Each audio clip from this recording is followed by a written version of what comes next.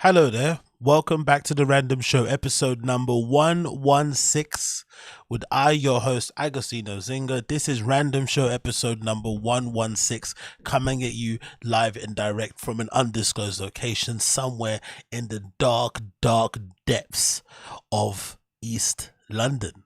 And I hope you're feeling good. Hope you're feeling good wherever you find this. Hope you are feeling fine, feeling sprightly as I am in this lovely, lovely, lovely place.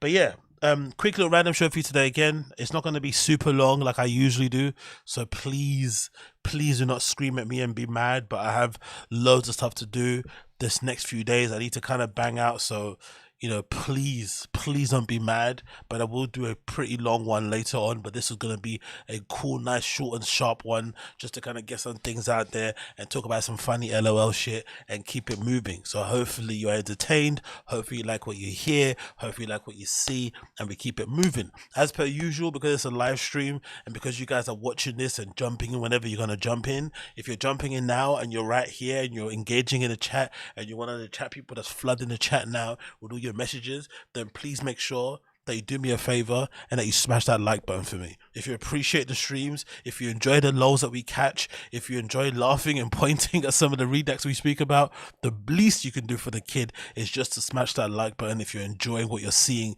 that'd be greatly appreciated. But apart from that, I ask of nothing else from you. That's all I ask from you. Just like the stream if you're enjoying it. If not, I understand. Also, I'll do my best to earn your little thumbs up.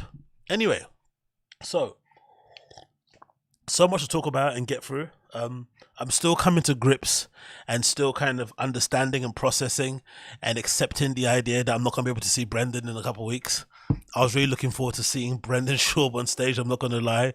I was really fascinated to see, like, is he actually going to be as bad as I imagine? Is he gonna be as bad as I've seen on fucking TV, on my laptop, on my fucking phone when I'm browsing the Fighting the Kids subreddit? Is he gonna be that bad?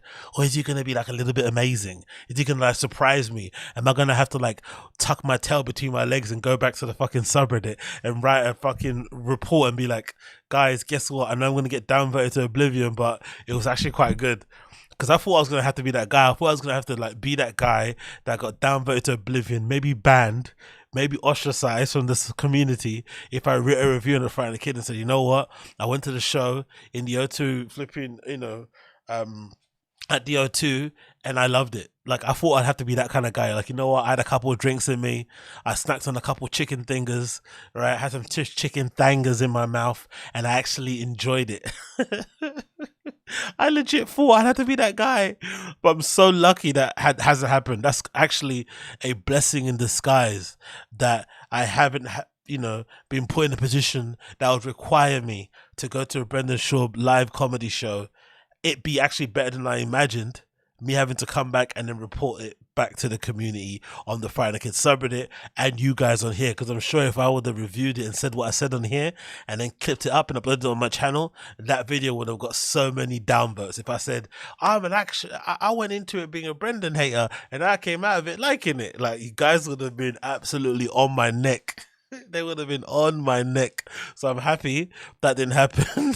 And I'm happy that I'm never going to really find out how he is on stage, because most likely after the round of cancellations for this shows, it's unlikely he's ever going to come back to Europe or to the UK ever again, to be fair, unless he has a miracle career turnaround and he blows up and is able to sell tickets. Because we all know, for the most part, the most likely reason why he did cancel it isn't because he wanted to spend the summer with the kiddos, as the title of the stream is. It probably was because, he wasn't able to sell enough tickets. And, a lot of these guys, comedians, not only Brendan, I think all of them are like this, to be fair. They tie a lot of their self-worth to their ability to sell out shows and to move a considerable amount of tickets, which I think, personally, is really redacted and really dumb. Because, like I've said plenty of times on this stream, on my very successful, influential, #1 cultural podcast in the world, the HEARTBROKEN Show, I am a DJ. I am a former party promoter. I've put on many events, many parties, and let me tell you, maybe 20% of them go well. Like, the majority of them, 80% go terribly bad. And when they go bad, when you put on an event, they go so bad. There's no middle ground. Sometimes you get decent amount of people, and sometimes you get one I put on an event, and I rarely do this because I don't even celebrate my birthday. I was meant to do a fucking birthday live stream actually on here, and I kind of, scrapped that because I feel kind of cringe, talking about myself and being I don't know. It's just something I've never really liked. But one time in my life, I put together a birthday rave. I booked all my favorite DJs, that were all my friends, and that were really good at the time and coming up as well. I had a bit of name around them. I commissioned an artist to put together a flyer. I booked a really great venue. I hired a sound system. Like, I went the full way, paid for security. I put the event on. Guess what happened? This was at the peak of my clout, the peak of my kind of, local celebrity around town, being the party boy and being kind of popular. Guess how many people turned up to my rave? My birthday party rave at the time I put it on. 5. And they were all my friends. 5 people turned up. 5. And this is a venue of like 300 people. And before that, I put on events where I'd sold out. I sold out. I technically packed a 300 venue place, 200 venue place, and then the next following weeks, that event on my birthday, I couldn't get more than 5 people to turn up. It got so bad, we had to pull the plug on the event at like, I think, 11 p.m. or something, because it was costing too much to keep the bouncers around, and they weren't going to get a full day's worth of salary. So they're like, you know what, we might just close it now. So I know how difficult it is to sell tickets. It's really difficult. And I think it's even harder if you're a stand-up comedian, because stand-up comedians, I think, compared to DJs, they probably perform more than DJs do, because DJs usually only play on weekends. I know for me being a DJ, I usually played, especially at my peak, I was playing from like Thursday to like Sunday. But a lot of comedians play 7 days a week. They can get gigs on a Monday if they want to. It's not going to be a great one, but they can perform every single day. So I think you're asking a lot of your fans. If you're a stand-up comedian, you're asking for a lot. You're asking for too much if you're expecting every single show that you do to be sold out, or to be close to sold out. Even if it's at a comedy club that has like 150 people in it, there's only so many times you can see that one comedian, especially if it's in a market that you exhaust, because a lot of these comedians, I'd imagine, if you find out there's a state that you do really well in, right, most likely I'd imagine you're going to go back there often because you do quite well in that state. You're going to try and double dip, triple dip, whatever it may be, quadruple dip. But if I've seen you once or twice in my state, what's going to give me the reason to come back out again and see you again? Especially when you factor into the case that a lot of these stand-up comedians, especially the ones within the JRE extended universe, the ones that are like Brendan Schaub adjacent, the ones that maybe are in that kind of glitzy Showtime Hollywood type of, stand-up scene, maybe not so much the East Coast ones, but I think it's a lot of the West Coast guys, they don't write a lot of new material. They kind of approach stand-up like your favorite band. They're going to perform the hits. Like Bobby Lee's a good example. I saw Bobby Lee perform once, I saw Bobby perform once many, many years ago. And I remember stumbling across some thread on Tiger Belly, and the way the person described it, it sounded like Bobby Lee was performing the same jokes that I heard him perform like 10 years ago. So people in that scene, for some reason, don't really bother to write new jokes. So imagine going to the same state that you do well in, trying to sell tickets there all the time, not bringing fresh material, performing the same old tired jokes. It just gets really hard for customers, also for punters, to make it worth their while, to kind of make it easy for them to decide, you know what, I'm going to pay some money to the babysitter. I'm going to, call in my in-laws, look after my child. I'm going to get someone to walk my dog and shit while I'm out here. Like, it's difficult to make those arrangements when you know most likely you're going to get the same show that you saw in 2012 or something. It just doesn't make any sense. So I think a lot of these guys are putting too much pressure on themselves, actually. And in general, just the whole lying thing, the whole using the ticket things to illustrate that you're a big comic, it's just bizarre personally for me. I don't understand it, especially a lot of these guys, they're making a lot of money via podcasting anyway. So I think if it was me and I was making a lot of money through podcasting, I would use comedy as like a free run. It's kind of like a place for me to be to be a little bit more creative, a little bit more experimental, to try new things, because I'm not depending on my stand-up comedy to pay my way and to pay my bills or whatnot. because I get all that covered with my podcast and shit. That's what I would do if I was them. I wouldn't be putting all my self-worth and fucking dependency on fucking selling tickets and selling out shows, because it's just too unpredictable. Even though streaming, podcasting, and all that stuff, content is unpredictable in its own way, I think relying on people buying your tickets to see you every single day nearly in the fucking week is just obscene. So as much as I like to laugh at Brendan and shit, I think this is just it's a industry scene wide issue. These guys just need to fucking relax. And actually, if they relax, maybe the shows will be better. If they approach it a little bit more like, hey, let me just put on a fun show. Because when's the last time you heard a comedian talk about wanting to put on a really fun show for the fans? Let me put on a fun show. Let me make it worth their while. Let me make them feel like they got their money's worth for their $20, $30, $50 they spent. Let me put on a fun show, because that'd be much better. Instead of worrying about selling tickets and having a tour that's got the sold out stamp on it, just put on a fucking good show, man. Entertain your fans. I don't know. Bring out some local act to do some music and shit. I don't know. Get someone to DJ before the thing starts to get the crowd jumping. Maybe have someone come out and fucking juggle a couple of babies in the air or some shit. Whatever it may be.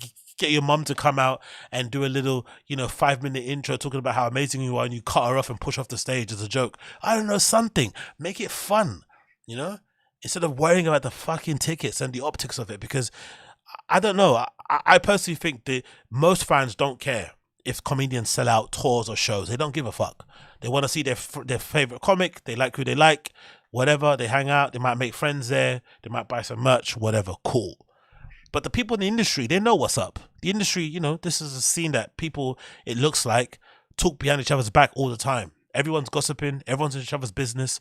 Everyone's obsessed with numbers. Everyone's obsessed with money and ticket sales, all this shit. So I'm pretty sure everybody knows what everybody's doing and how well people are doing. They all know behind the scenes. Agents talk, managers talk. So why bother lying? Why lie that you've nearly sold out, close to selling out, tickets are flying out, be quick, last minute? We all know you haven't sold anything. Just say, hey, we haven't sold a lot of tickets. Please buy them. I beg of you. I need this, please. Or just try and put on a good show that's worthwhile, people coming out on. But I just think in general, just to kind of round this little rant up, I just feel like people underestimate how difficult it is to get people to pay for tickets to attend your shows. And the other thing I wanted to mention, just as the last thing, because I put on many parties and many raves, people also underestimate how difficult it is just to get people out of their house, out of their homes, to come to your event, even if the event is free. It's very difficult to just give people free tickets and say, hey, come out, because a lot of comedy clubs do this. When they don't sell enough tickets, they'll just give away the tickets for free. But it still doesn't mean anyone comes, because they just, sometimes you wake up, you buy a ticket with all your money, and you just think, you know what, fuck this, I can't bother on a day. I've done it plenty of times myself. I've done it plenty of times where I spent like 30, 20 pounds on tickets to go see a DJ perform. The event comes around, I'm like, not bothered anymore. I just don't go. So I think that is something that happens a lot often and more people than people think. But anyway, hope everyone is well tuning in here. Big up the stream chat. See a lot of you in here. Big up Uche. Long time no see. Big up. Stephen Castaneda says, yep, they do 2-drink minimum. What are you saying in the chat? People say, but Billy has been performing the same routine for 10 years. That's why he doesn't have a special despite being a vet. Yeah, also he's probably just, what's that thing called? He's paralyzed by, he's paralyzed by, no, what's it called? What's that term that Tom Ferriss have? Sorry, yeah, it's paralyzed by analysis. So analysis, is it? Tom Ferriss? Yeah, the term in his book. I think it's called paralyzed by analysis. Where if you procrastinate so much to a point where you just don't do it. No, yeah, you overanalyze to a point where you don't want to do it. Yeah, it's like I said, paralysis by analysis. Thank you, Cloud K20. Sorry, I had a Brendan Shaw moment there. Thank you. Martin Lewis says, I agree, but I think it may be the final nail in the coffin for remaining thickies. Can't even update his fans. Redact. Yeah, that's another point. Thank you, Martin Levis. What's the issue with not just explaining? I'm a nobody. Right? I'm a fucking nobody in the grand scheme of things. I'm a fucking nobody. I'm a peon. I just do my little thing here, have my little jokes and shit. You guys enjoy it. We keep it moving, blah, de, blah. But even when I disappear and I go on my fucking little benders, right, and I reemerge again, even I kind of feel obliged to explain, hey guys, apologies for the, radio silence and me going missing. I had a bit of a mad one. Even I feel like I'm obliged to explain to you guys what, and I don't even have a fucking schedule. I just fucking whack on the stream whenever I can whack it on. So these guys, I don't get how they can put on a show, schedule it for a date, get people to buy tickets, then cancel last minute and not explain why they're canceling it. Don't get me wrong, you have to go into detail and talk about your family. No one's saying that, but just acting like it never happened, is a bizarre thing that happens in comedy. And I don't know what that is, if that's a thing that managers tell you to do, because if you start explaining, people are going to ask more questions and blood. I don't know what that notion is, but I find that kind of disrespectful to your fans, not to people like ourselves who are just laughing at these guys. I think the fans deserve a bit of an explanation. I'm sure that I legitimately think there were London fans here who are over the age of 25, have kids, have pets, have responsibilities, who made plans ahead of time and hey, I'm going to pencil in the 17th, wherever it was you're meant to perform here in London, and I'm going to make sure that I've put things in place so I can go, so I can have a real good night. I can maybe get hammered and get fucked up on a night and maybe have a, line on the next day and shit. I'm pretty sure they did that. Called your fucking mum to come and look after your kids, called your brother, whatever. People made those arrangements, and then for you just to cancel 2 weeks before the event with no real explanation apart from, I want to spend summer with the kiddos. Brother, for real? Is that what you're going to do to us? If you're going to give us an explanation? Nah. No explanation whatsoever. No, nothing. No zero. Just nah. Someone with the kiddos, allegedly. It's but hey, what can you do, innit? What person is saying, AZ back to back, how it is. Bad Friends tour looks fun. Yeah, exactly, Uche. That's what I was thinking about.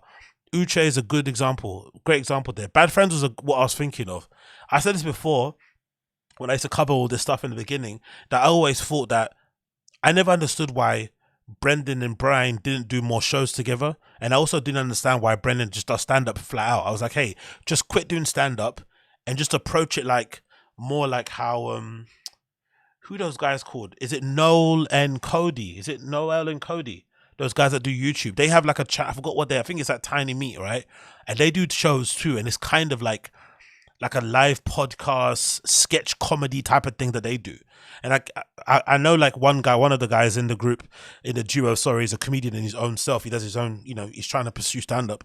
But I feel like that way of presenting a show would serve the Fire and the Kid better than Brendan trying to pursue the stand-up comedy route, because he's just not good enough.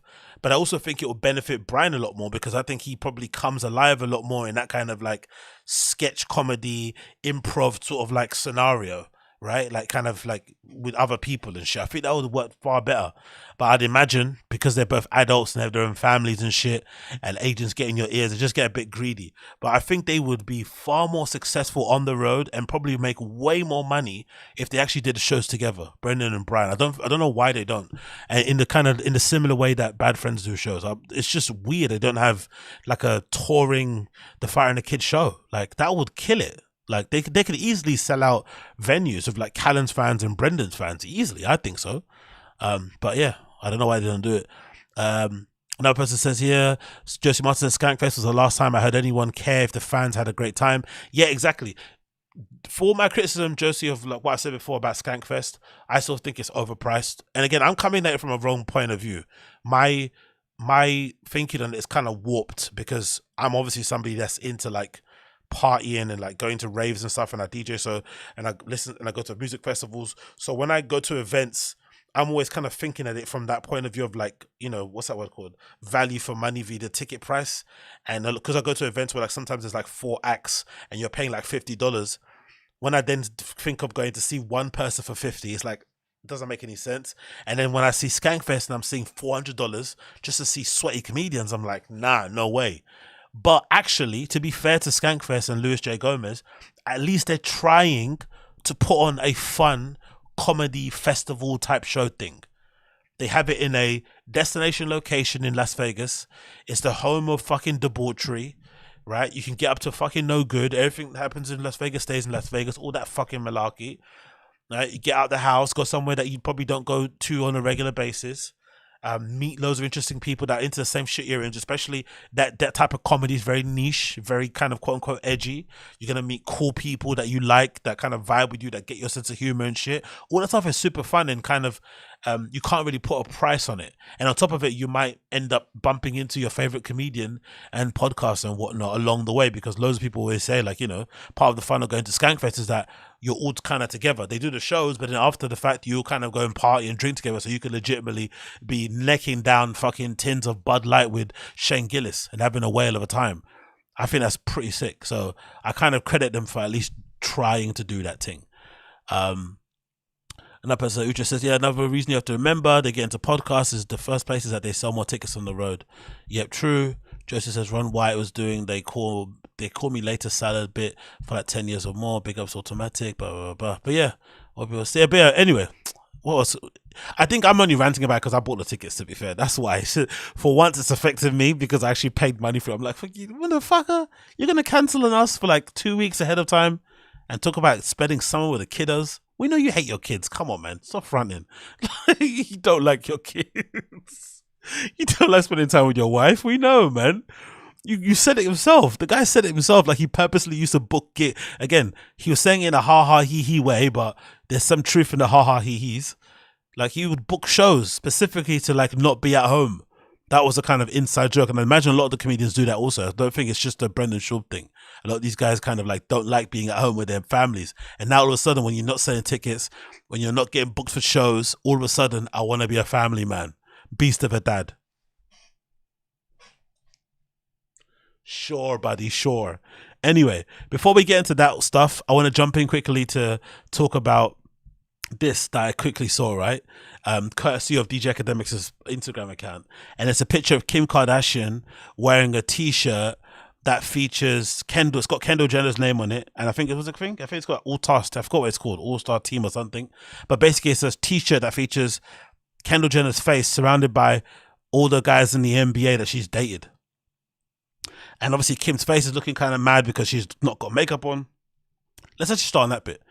The discourse around women on social media the discourse around conventionally attractive women or the hot women, hot girls on social media, and then seeing them without makeup is interesting, because I always feel like it's a really interesting way to tell on yourself as a guy when you start freaking out when you see like a really hot girl without makeup and you start going, oh my God, she doesn't look as hot, look how ugly she is.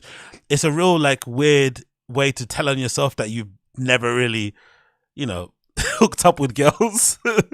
Because that's what all girls look like. All girls look completely different after they've taken off their makeup. So seeing all of these guys online freak out that Kim looks a bit different when she's sans makeup, sans filter is really funny. Hilariously funny, like how people freak out about that sort of stuff. It's like, dudes, like, have you never been with a girl? Have you never had a girl like sleep over or something?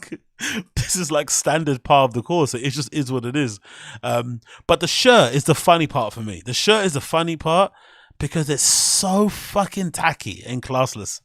And it's funny because the double standards are hilarious, because this woman was just on social and her show and on video crying about the fucking sex tape with Ray J and about how Kanye keeps bringing it up, crying that they were using it as some sort of like blackmail tool for a while, Ray J and Whack 100 for a while. It was a strange energy around that maybe there was other bits and details of the video that are meant to be coming out, all this nonsense stuff. And then she was coming out saying, hey, Kanye West is like, you know, anti-Semitic tour that he went on before, you know, he's fucking Jew-hating, Hitler-loving fucking tour he was going on was amazing.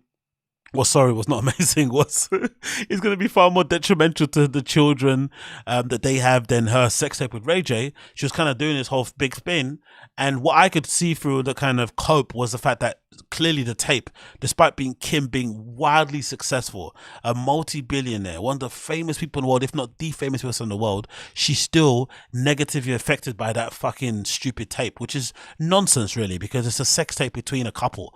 Why does it really matter? And you did it on purpose. The mum, what was involved, is a bit weird and creepy and shit, but it is what it is. It kind of propelled him to fame, so I guess it was worth it. But still, it shows that there's a sense of shame behind it. Cool, safe. But to have that stance and then be okay wearing this shirt of your sister you know, dating all of these fucking, you know, this fucking small basketball team of black men is interesting, because you'd imagine if somebody wore a t-shirt of hers with that iconic picture of her and Ray J sitting on the side of the bed, she wouldn't be too happy. It wouldn't be something that she'd be too pleased about. So the fact that you can like laugh and smile about this shirt, because I guess technically they're going to say, yeah, but all those girls, all those guys on here, they were all like her boyfriend. She was like in relationships and shit, which is funny. But I just find that interesting. That's why I just find it weird. I just find the double standards funny, because if somebody wore a t-shirt with Kim and Ray J on it, she would not be happy. I'm pretty sure she would not be happy. And I'm pretty sure she's not playing Ray J's fucking block, you know, Billboard busting hit, I Hit It First, either at her fucking party, or it's not, that's not in her fucking shuffle either. So this whole narrative around it is fucking interesting and weird. But I guess when you're in the industry, or you're in the fucking business of, you know, influencing online and getting attention online, no matter what your age is, and being a grown-ass woman, you just have to kind of keep doing this game in it, and kind of playing the game and doing whatever she's doing on here. So I guess more power to the old Kimmy. Moving on from that one, quick way to play this clip courtesy of DSP Tries It Memology, one of my favorite accounts covering Darkside Phil and all his shenanigans. I want to play this clip specifically because Darkside Phil at the moment is playing Street Fighter 6. And he's getting absolutely destroyed, right? Destroyed. And I'm fucking loving it, because the salt that kind of erupts from every fucking, you know, pore and opening in fucking DSP's body, on his body, in his body, when he's playing Street Fighter and he's losing, is delightful to see. Delightful to witness the fucking salt and the rage, because he just cannot handle losing. He's a sore loser. He's fucking garbage at the game. He's obviously somebody that's clearly expired, shouldn't be playing computer games in the slightest, should be out there with a real job and not fucking streaming and begging for tips and, you know, fleecing his fans and scamming them in every way that he's doing now. But he still persists with it. So when he does, seeing him rage, seeing the salt fly all over the place is fucking beautiful. So let's watch this video courtesy of DSP Tries It Memology.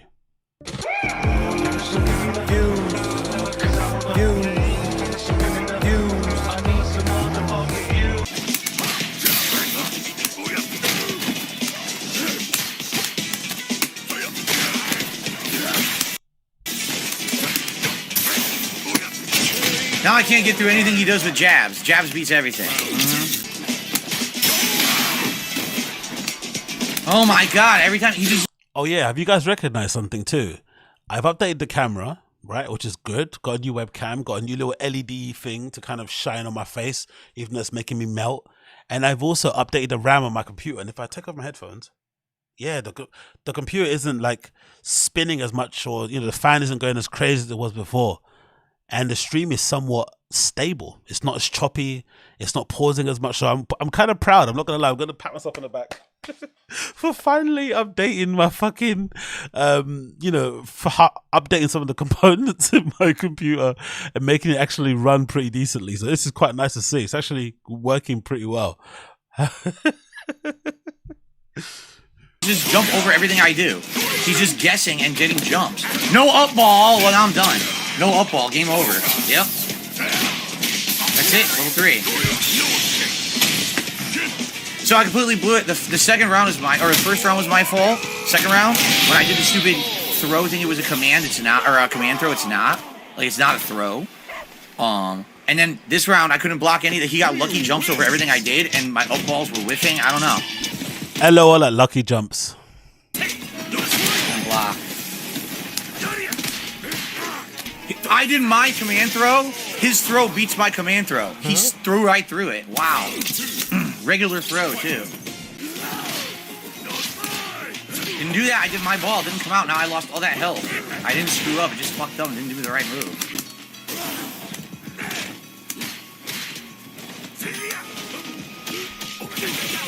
Wow. Come on. That pisses me off. And I love how he keeps switching players, hoping if he keeps switching them that's actually going to help. But it's not. He's just terrible at the game. I fucking love it. That really pisses me off.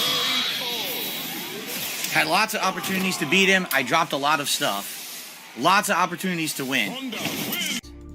She's gonna have to deal with it. He's so fucking ugly, isn't it? He's so fucking ugly. He's got such a weirdly shaped head. Like, he fascinates me. Wings Redemption and him fascinate me. Wings, because I used to be incredibly fat. Right? Some people will say I'm still fat now, but I'm not. I've lost a lot of weight. I'm in way more better condition than I was in the past. But I used to be super fat. And one of the things that was funny when you're super fat, I didn't really want people to see me. I'd kind of wanted to disappear. I didn't want to be seen. But Wings is like a professional streamer that looks the way that he does, makes no effort to change, is unwilling to change, but then also spends his life, you know, in front of the cameras. And the same goes for DSP. He has an amazingly annoying voice, super whiny and nasally, has a fucking ridiculous head, ridiculously shaped head, is incredibly ugly, but spends all his time in front of a camera. It's like, it's fucking interesting. I swear to God, I fucking find these guys fascinating. Fascinating. Yeah, King Cobra's even worse. Yeah, like, let's not get started on that. I find these guys, like, they blow my mind. Like, wow, man. I actually wish I kind of had that levels of self-confidence. Like, if I kind of legitimately thought I was a shit like that, maybe I'd be a lot further in my life. I'd be a lot closer to kind of achieving my dreams if I had that kind of mentality. But then again, you have to be the guy or the gal like these guys who kind of scams their fans, feigns poverty, lies, steals, cheats and shit, manipulates. Like, just nah, I'm not into that sort of life. No way.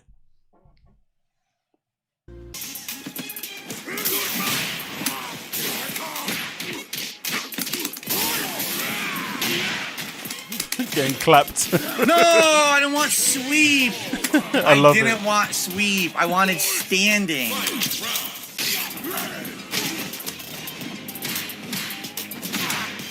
What the hell? No, I don't want that. I keep getting the wrong moves. I don't want.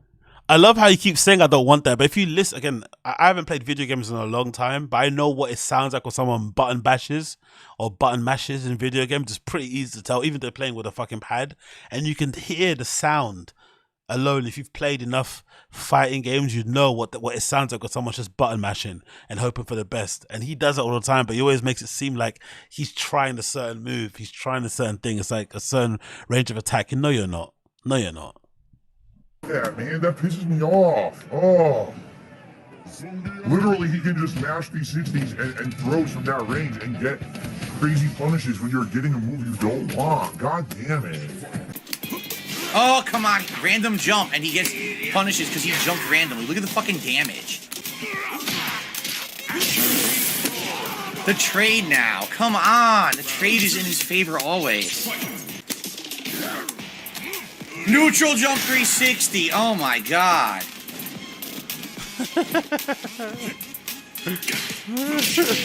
His standing medium beats my normals. It beat everything from mid-range. Wow. This sucks.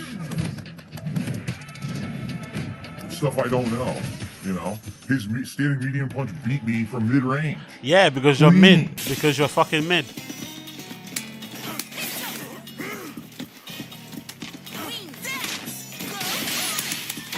She was safe. I couldn't do that. See, after that move, she's completely safe. You wouldn't think so, but if she I has love the move this. up on her, she is.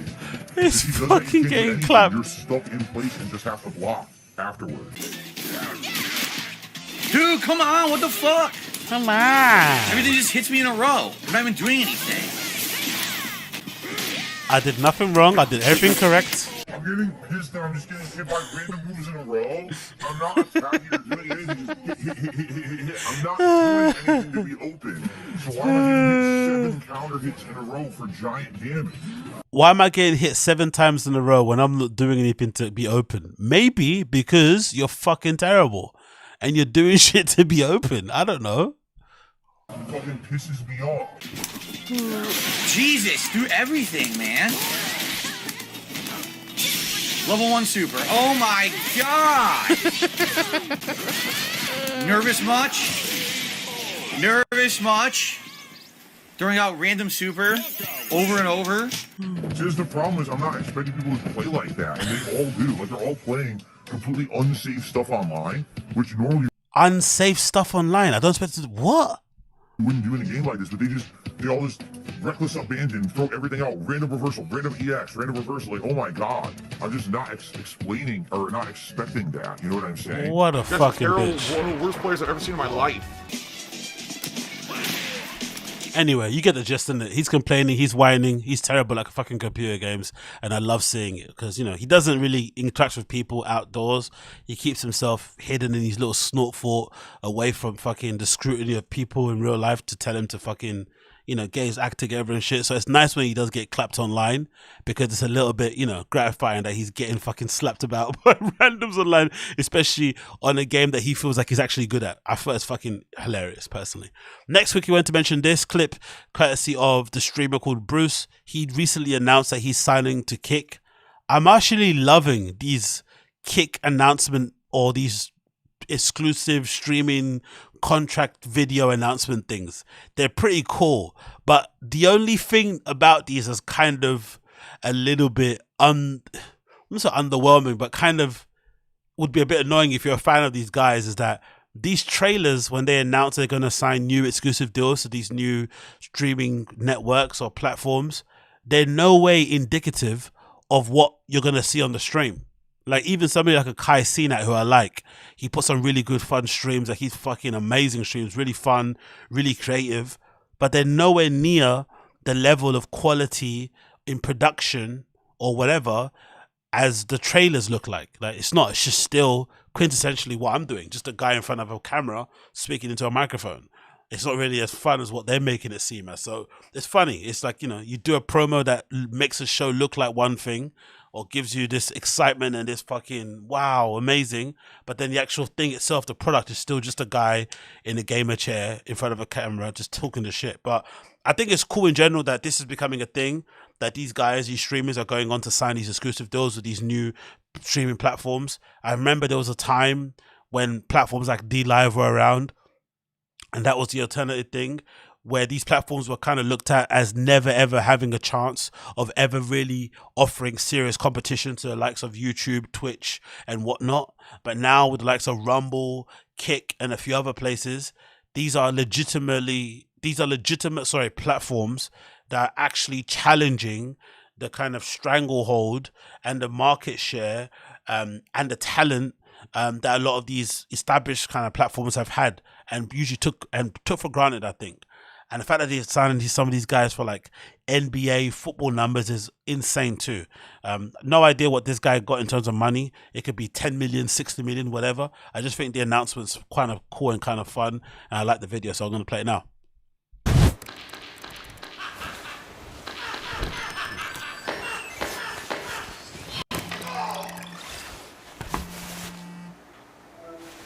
Yo, what's going on? Brucey, you're still at your crib? Come on. I'm on the way right now.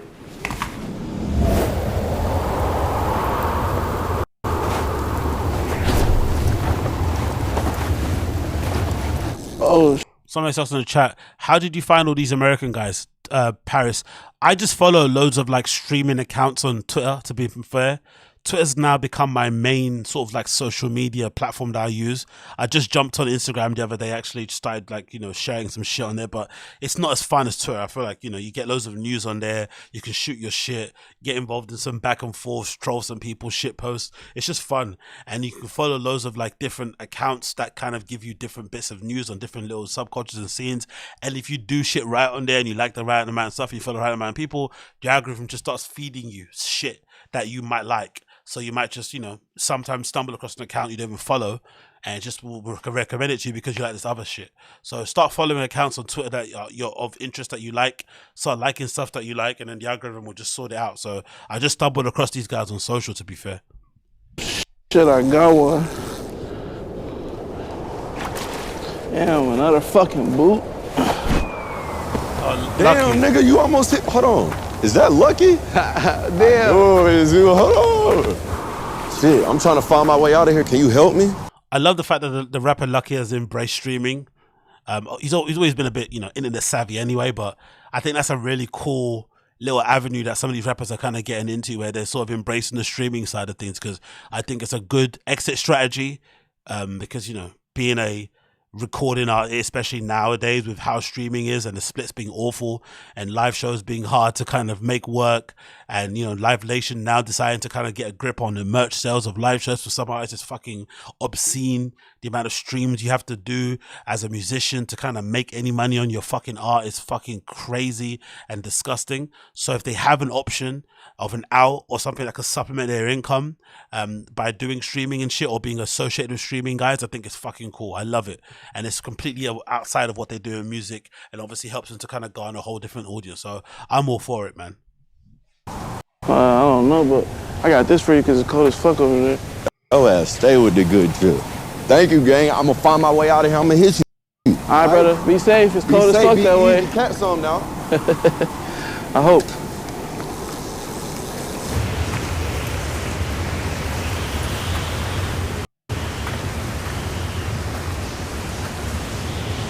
Yo! Hello? Mr. Sasquatch? Hello. Are you real? What's going on? Whoa, booty hands. You know a way out? Or? I don't speak Chihuahua. Oh, I look like Eddie Murphy now? Nigga, how the fuck do we get out?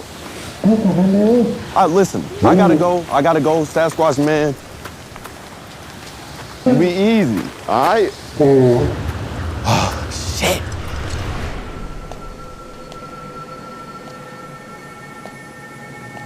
Whoa.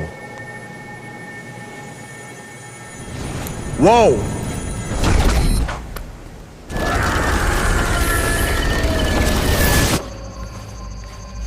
What the fuck? Hi, Bruce. Entering Aiden Ross. Whoa. Holy shit, you fucking made it. Let me show you around. Come on. Welcome, Bruce, to Kick. So yeah, there he is. He's going to be on Kick. So if you're a fan of Bruce, check him out over there at Bruce. Drop him off, all one word, over there on Kick. He's exclusively streaming there. Numbers are probably going to be insane. So we're going to see what we're going to see. But like I said, it's just interesting because the trailers are nothing like the quality of the actual show. It's still just a guy sitting in front of a webcam like I am, talking shit. So what can we do? Moving on from this one, are we going to mention and talk about and kind of cover again one more time the whole machine thing, yeah? Bert Kreischer's movie. And more so around the subject of like hubris. Is it hubris? Is it arrogance? Is it self-belief? I don't know. But there was a period in time during Bert's promo for The Machine where he was basically saying words to the effect, hey, support this movie because this means we're going to get more comedic movies in the cinema. Because a lot of these comedians, or some, not a lot, but I can remember specifically people like Tom Segura, people like Bert, people like Tim Dillon, and a few others would say, and even Joe Rogan would lament the kind of demise of that, the comedic movie, right? The movie that you'd go and watch in the cinema that was just fucking fun, just silly, didn't really have a serious point to it, and just was a belly of laughs from the minute zero to the end. And for some reason, maybe because of the politics and the way society has changed, a lot of those kind of racier, edgy jokes that you could insert and a lot of that sort of type of content is now something a lot of people don't want to do, or is going to get you in trouble. But that whole kind of sector, or that kind of genre of movie has kind of died. It doesn't really exist anymore. And some of these comedians, podcasters like Bert, thought that they could somehow revive it because maybe in their heads they thought their podcasts were kind of like IRL versions of those type of movies, which is bizarre, but I think that's probably where they were thinking. And also because they're somewhat popular in terms of doing podcasts, that it would in a weird way translate to movies. But what we've seen with The Machine opening box office, and I've been surprised by it myself, I'm not gonna lie, I'm kind of surprised, because I was the person on my stream that said with my whole chest, with my whole big broad African man, big black dude chest, I said that I thought The Machine would do well. Even though I'm not a fan of Bert, I don't really check his content out, I don't think he's the funniest guy in the world, I just thought with the climate in movies being the way it is in cinema and whatnot, and people just longing for a bit of escapism, an option just to go and just turn their brain off and just be entertained, I legitimately thought it would do well. But clearly, I'm redacted as fuck because the opening box office for The Machine is fucking crazy. When you think about, like, if you're like Bert Kreischer and you're his agent, or you look at numbers and shit, and because I'd imagine Bert's overall engagement across like all these social media accounts, all these viral clips must be in the billions. All right. So sometimes I'd imagine a lot of these agents are like looking at it thinking, mate, you get like 1 million in bits of engagement and this here, this there. It's equal up to 1 billion. If you could translate just like 5% of that, that would mean you're going to make like da-da-da-da. So I'd imagine that's what the kind of maths that they were doing. But the hard facts of it are, courtesy of this website called boxofficemojo.com, for Bert's movie The Machine, the domestic opening day weekend was 8.9 million. Internationally, the movie made 174,000. So total, I guess worldwide, no, I guess, yeah. So total was 9 million and 78. Like, can you imagine how much it costs to make that movie? On location in another country and shit. Have Mark Hamill be fucking Bert Kreischer's dad and shit. That must have cost a lot of money. And to only make a 8 million opening weekend is abysmal. So it goes to prove that to be a movie star is actually a lot harder than you think it is. It's not easy to get people to go out and see movies. And clearly, the business of movies is just complicated in general.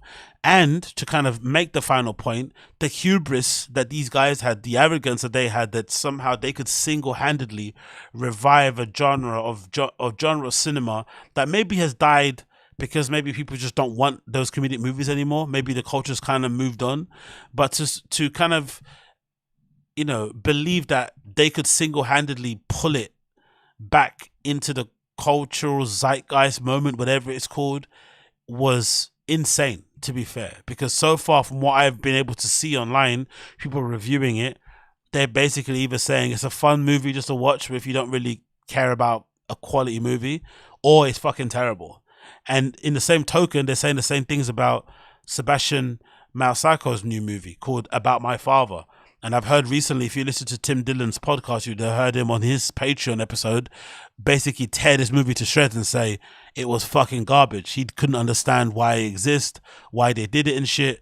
And Sebastian, I think, is on the same level, if not more famous with normies than Bert Kreischer is. Bert Kreischer is still famous, don't get me wrong, in his own regard, but I think Sebastian is like on that sort of like mainstream level. And his movie About My Father, his opening day weekend was only 9.2 million, also 9.2, or 9 million only. Internationally made 824,000, altogether 9.8 million opening day. So both of these movies didn't break even. Both of these movies are categorically flops, and both of these movies aren't going to spearhead the return of comedic movies in any way, shape or form. So all that stuff that they were talking about, oh, this movies might help revive this genre and bring back comedic movies, actually it's going to do the opposite. It's actually going to make sure that movies that were in development are going to get canned. That's the cruel nature of this shit. But it must be an interesting wake-up call, innit? To be like, as famous as these guys are, and see that none of that shit on the internet or in that specific niche translates over to movies at all. And I wonder what it is. I wonder if it's just that the movies just aren't good enough. Because that could also be the thing, right? Because there's generally movies that have come out, like I mentioned Sisu. I don't know what Sisu did opening weekend, but that Sisu movie is fucking incredible. I think so, right? I said it was better than John Wick. So you can obviously make movies for a small budget, be an unknown person, and it just catch. But the whole opening weekend box office thing is a whole entire different thing in itself, right? It's kind of like playing the New York Times bestseller book list type of event, type of strategy thing. It doesn't actually mean because you got a New York Times bestseller that the book is good. It just means you maybe game the system in a particular way, or at least there's ways around kind of becoming number one. So it's a different sort of vibe. So I'm wondering with movies if it's just all encompassing. You have to have like a good strategy. It has to be an actually good movie. You have to have the right people backing it, non-stop promo. And imagine Bert Kreischer's not shy to promote. Bert was promoting this hard. He's been on every fucking podcast under the sun. I just saw recently he was just on fucking Drink Champs, a podcast I listen to, hosted by fucking Nori and DJ FN, right? Which is usually EFN, so which is usually a podcast about, you know, interviewing people within the hip hop R&B adjacent sort of sphere. And Bert Kreischer's on that, talking about himself and the movie and shit. So he pushed this movie hard. He promoted it as hard as he could, and still it didn't make a fucking dent. Like, it didn't do a fucking dent in the grand scheme of things. No one fucking gave a shit. And it just is what it is, which is absolutely insane to see. Like, the movie industry is fucking brutal and very, very difficult to kind of get it working. But I'm interested to check out both movies myself. I'm still going to do a review. So if you're waiting to hear what I think of the movies, then, you know, that will be coming as soon as I can find the availability to watch it. I've been checking to see the machines have been available after the fact in various cinemas around London, but I couldn't find any that was showing them. So maybe I might have to wait until it gets released digitally. And About My Father, the Sebastian movie, I haven't actually checked yet. So maybe this might be available to watch soon. So I actually need to watch both these to check them out and review myself. But the opening day box office is illustrative that, hey, movies are a lot harder to make than people make it seem as, and clearly no one gives a fuck about podcasters going on fucking, you know, on the big screen. It's not that deep. It really, really isn't that deep. I think they really overestimated their level of fame, really, in the grand scheme of things. But, you know, I guess you have to try. People were saying in the chat, imagine having a friend that was looking forward to seeing that movie, Paris Bardo. Matt Damon explained it in the video why movies are struggling in fears. Yeah, true. Matt Damon made a really good point about that, to be honest. That was a very good clip. We were just saying people only watch movies like that on streaming platforms now, not worth leaving the house for. Yeah, exactly. That's actually, I think I heard Bert Kreischer mention the whole Tom Cruise, thing with his movies, Mission Impossible. What's the other one he did? Top Gun. And he used it as a justification to kind of how he approached movies. But I actually think the reason why Tom Cruise has been, his things work is because those movie franchises, Top Gun and fucking Mission Impossible, they work really well on the big screen. You actually want to, it's like the Fast and Furious. Like, as great as those movies are to watch sometimes on a plane randomly, just as a kind of joke thing, they're actually better to watch in the cinema on opening fucking weekend and shit. Like, that's actually the fun of it. Seeing those movies on the big screen, IMAX, whatever it may be, is actually part of the experience and kind of adds to the draw and to the pull of it. But would you actually, you know, think that a comedic movie would need that? Not really, to be fair. So it was a real point that he made at the time, to be completely honest. But, you know, again, what do you know? What do I know? Talking about that, quick one to mention this quickly that I thought was interesting, right? This is a clip taken from your mum's house, from Two Bears, One Cave, featuring Tom Segura and Bert Kreischer. And they had a very interesting conversation, which I think is very illustrative of just how finicky and almost fake and also situational and just kind of disheartening, lame, upsetting. I don't know. There's something about this exchange that to me illustrated how difficult it must be to navigate around LA and just the entertainment industry. You have to have a real thick skin. You really have to have a real thick skin, and you really have to have your mental in like a good place, because this exchange is fucking wild. In this exchange, Bert Kreischer basically admits that he was really upset initially when he heard that Tom Segura wasn't going to come to his machine premiere, right? Movie premiere. It's going to be a big deal. There's going to be all these fun events and stuff, and, you know, stuff to do on the red carpet. Bert Kreischer loves fucking fame anyway, so it was obviously going to be a big blockbuster event, bloody blah blah. So you'd imagine, with it being a big movie, also a monumental achievement that he kind of done, regardless if you like the movie or not, getting the movie done and out there and whatnot, and big premiere is a big deal. So it would have meant a lot to see his friends in podcasting, the comedy scene come out there and support him. So it's really funny this clip because Bert kind of admits, hey, I was actually really pissed off and upset when I initially heard you couldn't come. Obviously, Tom then decides to come, and it's one big surprise, and they make it part of the content. But this exchange is wild because in this exchange, you hear Tom trying to justify why initially he didn't want to come and why it was okay if he didn't come.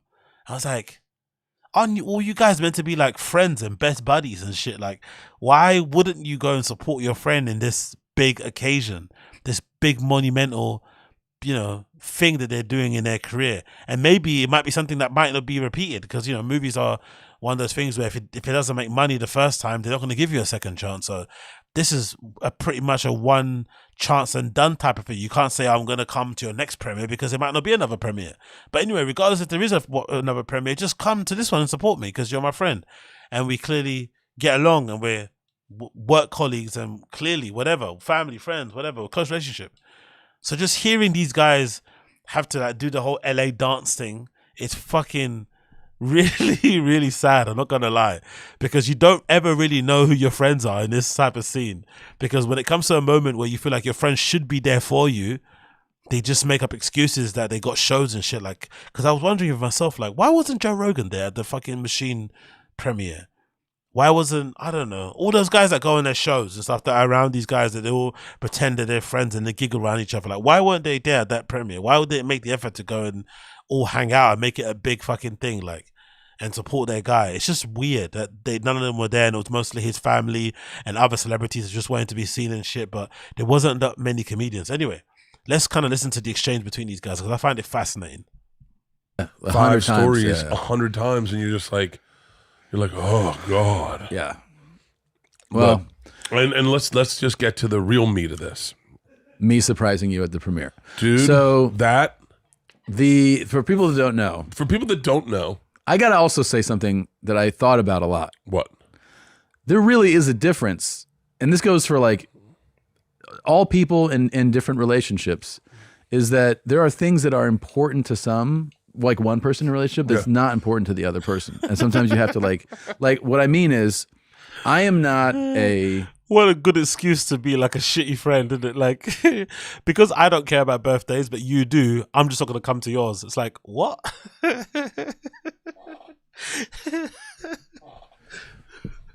Have a birthday party guy. I'm not like... Your wife and I were just talking about this outside. I'm not... Really? We were just saying...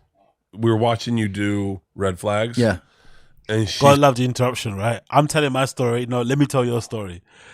It can be infuriating listening to this podcast, isn't it? Tom was saying something, and then midway through, he's like, nah, I'm just going to tell you my thing because I'm more important.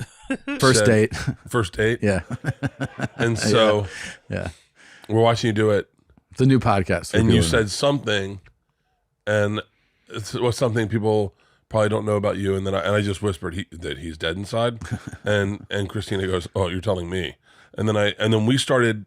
She said, we're identical, right?" And I said, "Yeah." She goes, "He can just," and we started talking about you, and I said, and then we started talking about the premiere. Yeah. And I said I was so silently hurt because I was like, tell the story from the beginning. So what I was trying to say is that you come to realize that sometimes you go, well, if this is not important to me, I don't mean your event. I mean going to things like, I've been invited to dozens of premieres, after parties, events, and I have attended, I think, counting yours now, either 2 or 3, because I have only attended for the person, not for, like, some people go, oh, there's a thing. Oh, I don't. God love Tom, innit? Like, okay, cool, man. I'm honored to have you here. I'm honored that you would select me as one or 2, 3 people that you would go to an event for and support because you don't go to any of them. Like, this is fucking hilarious. Yeah, I'm not that person. I'm not going to anything like that. Why? I detest events and like, I just don't have a good time. I was telling somebody about, as I get to the story, I go, if I had been my premiere, Bert would have been like, when's your premiere? And I'd have said 2 weeks ago. And you would go, what? I just didn't bring it up. Yeah. Because, and I'm trying to say it not like, I'm not saying I'm saying personality wise, I would just go, I would think that you wouldn't want to go. So I didn't even bring it up because that's just how I think. I started texting you I started texting you probably a few weeks ago when you were in Europe. Yeah. And I texted you and Joe first. I said, I have a private leaving Austin on Wednesday, going into whatchamacallit. Why don't you guys hop on? Joe texted right away. I got to protect my parks with Ari and Shane and Mark. I can't do it. I got shows that night. How does that make any sense? So Bert organizes a private jet to pick his friends up from wherever they're at to fly into LA, I guess where the premiere was being held, to come to his event. Private jet to go there, so no expenses paid. Cool, you're there. And Joe in his positions that I can't go because I've got to protect my parks, or protect our parks. Sorry, the podcast he does with Mark Normand, Shane Gillis, and Ari Shafir. But surely if you've got your own podcast, you do your own thing, and there's not a schedule set for the fucking Joe Rogan Experience. He just records and puts out the shows when he wants to. Surely you can just cancel the show. You can reschedule for another time. It's not really that big of a deal. And his own comedy club, it's his own club. He just book himself another time. Like, why can't you just go, make the effort? Like, they don't do anything like outside of just like talking on podcast. And, Joe's a good example because he doesn't actually like going on other people's shows. He prefers to have them on his show. I guess that kind of is able to kind of control where he kind of goes and where he says yes or no to. So maybe there's ulterior motives there. But surely if your friend's got a one-off occasion like this, you just make the effort and go. Especially more so with these guys where they've got jobs that essentially allow them to kind of create their own work schedules. They get to kind of be in control of their time more than kind of you and I. You and I in the audience, we kind of exchange our time for like money in terms of salary, working a normal job. These guys have the ability of like making money on the go, making money while they sleep, making money in other ways that kind of opens up the hours of the day that they have to do stuff. And because the stuff that they do, they're kind of their own boss. They get to say when they work, when they don't work. So just cancel the show and go to his premiere. But no, I can't go. Private jet picks you up, go. No, I can't. I've got a show. I can't cancel it. It's like, yes, you can. It's just a podcast. I appreciate it. Good luck. And then you didn't reply. And then I went, okay. Send a text to you and Christina. Hey, I got a private leaving Wednesday night. No reply. Send a text to you. Hey, man, what's going on with the premiere? And then Tom not praying was hilarious. Josie's saying, Joe doesn't do anything Joe doesn't want to do. That's why. Yeah, I respect that. I think that's ultimately where a lot of people want to get at, especially if you've worked in any kind of industry where you're kind of always at the kind of mercy at somebody approving you or giving you permission to do something. When you finally get to a position where you're sort of self-sufficient and you get to call the shots and you're not kind of beholden to anybody, it is quite freeing to be able to do what you want when you want to do it. But in this case, I think the beauty and one of the kind of benefits of that is that you get to then end up doing stuff for your friends because you got the time now, because you're not shackled by the constraints of this or that or this corporate overload or this corporate whatever it may be, right? You can kind of do your own thing.